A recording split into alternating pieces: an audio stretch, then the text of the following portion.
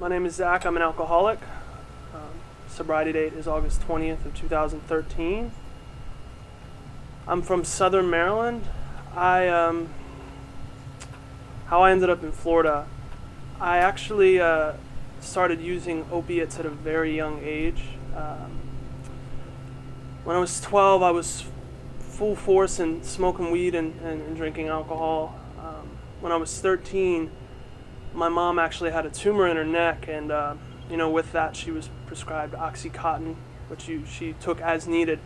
And as a 13-year-old kid, I stumbled upon that, and it really led me in the wrong direction. I was taking these pills from my mom, and she had a tumor and she actually needed them. I felt no remorse for it. At the time it felt like I didn't have a conscience.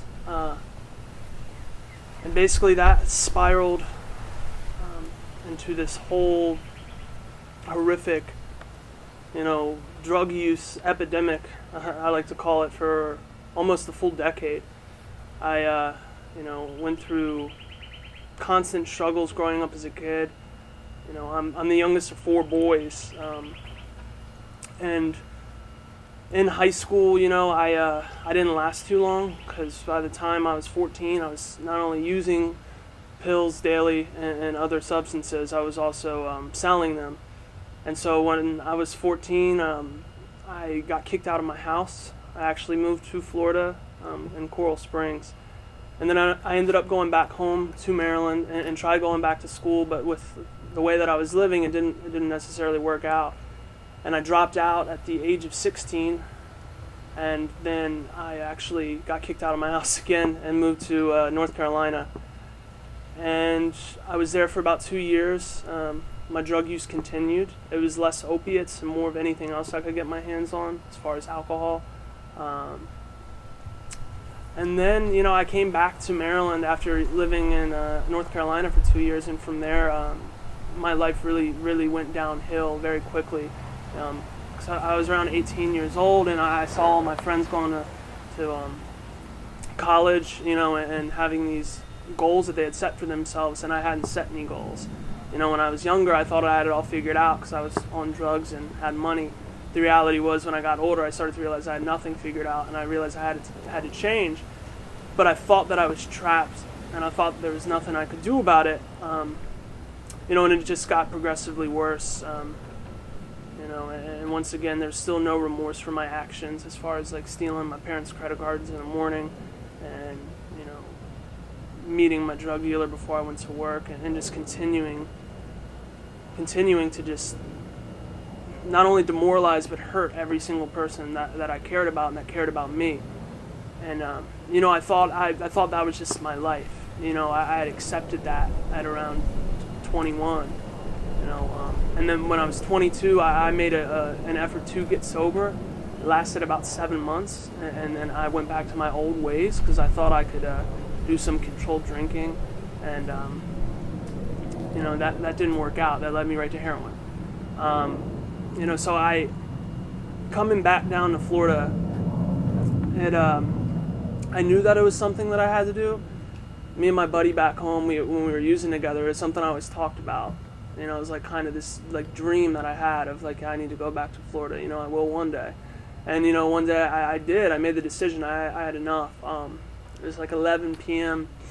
at night, and I got some heroin, and I just looked at my buddy and I told him I couldn't do it anymore. And I remember I sat from 12 p.m. till 5 a.m. when my father would wake up for work, and he woke up and he came downstairs, and I told him, I was like, I think I need to go back to Florida, and thank God that he was able to help me. And he said, we'll buy you a plane ticket. And that day, I know I left at 2 p.m. and was here that night. And I'm grateful to actually have family down in Southern Florida that is sober. So I didn't go to treatment. I didn't go to a detox. I called my cousin and told him I'm coming to stay on his couch for 7 days, and then he's going to kick me out. And I agreed to that, and that's what I wanted, and he did.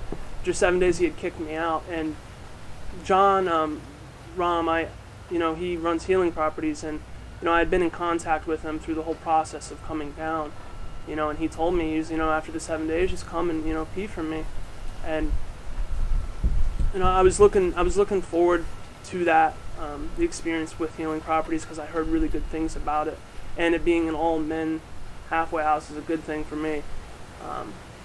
And sure enough, my 7th day at my cousin's, I left and showed up to Healing Properties, and, John took me with open arms, and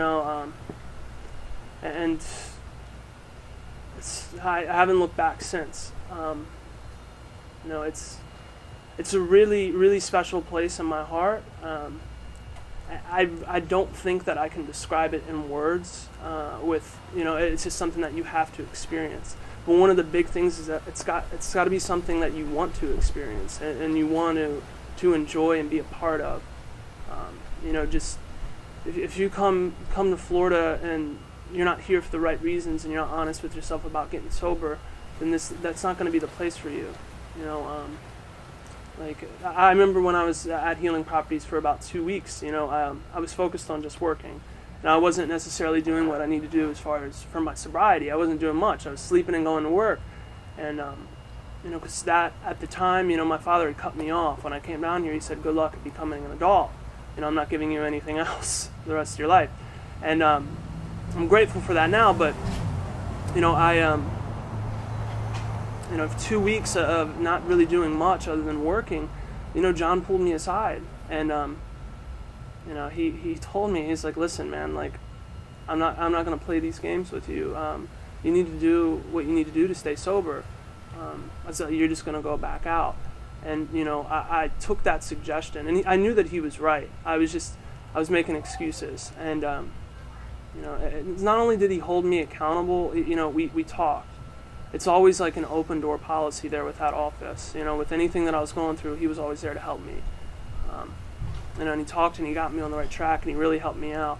And one of the greatest things that I enjoyed about Healing Properties was just the camaraderie of it all. All the guys together. And not only that, it's like-minded people, because there's a process to weeding out the people that aren't doing the right thing. If I had continued to not do what I needed to do for my sobriety, I knew that John would take care of that and ask that person to go somewhere else, because I can't have people like that around me.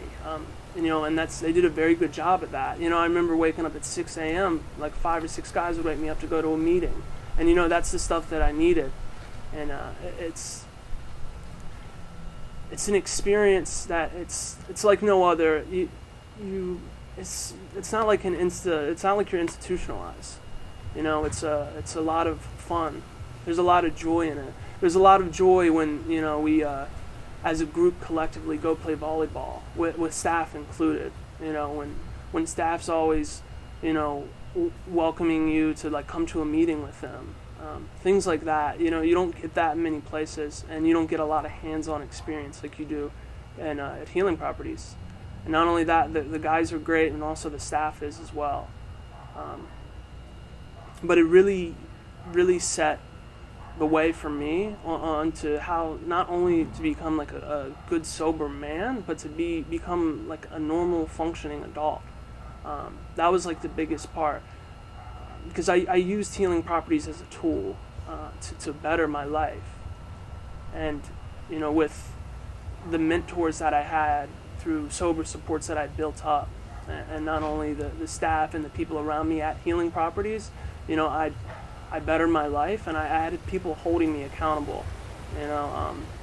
I was shown how to live by myself, and what I mean by that is John literally will show you how to wash dishes.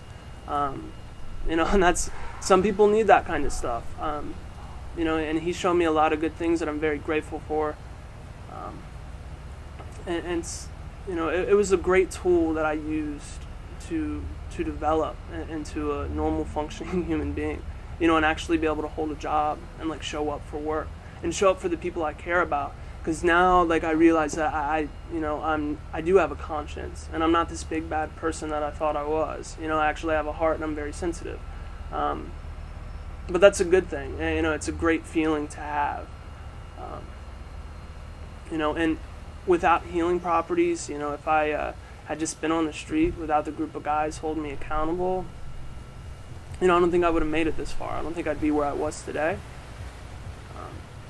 I actually work in the substance abuse field. I have for almost a year now.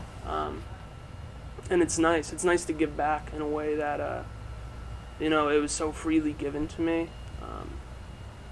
Because talking to, the staff at Healing Properties, it was never like I was talked down on. It was like I was a friend. And you don't get that a lot of places, A lot of places, they're big and, there's so much stuff going on. And, you have people that they look down on you because you're new in sobriety, and I never got that feeling there.